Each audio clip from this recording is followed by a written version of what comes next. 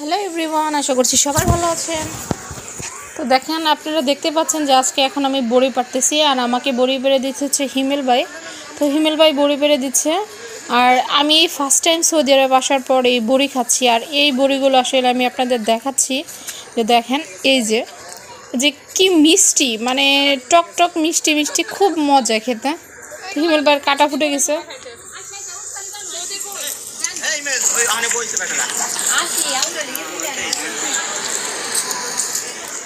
তো দেখতে পাচ্ছেন এক পাকিস্তানি, উনি বড়ি নিতে আসছে। তিনজন গেছে মাশাআল্লাহ।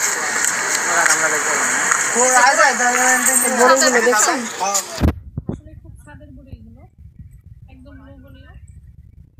এখন আমরা উপরে যাওয়ার জন্য ট্রাই করতেছি, কিন্তু উপরে গেলে আসলে টিকিট লাগবে, তো দেখা যাক।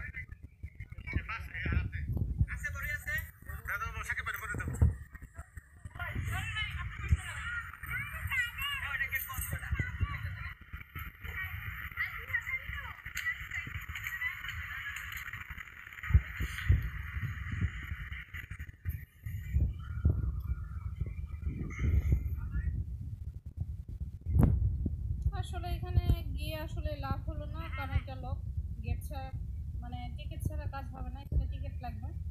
তো আমাদের জন্য একটু টিকিট কাটা হবে, ভাইয়া কাটবে।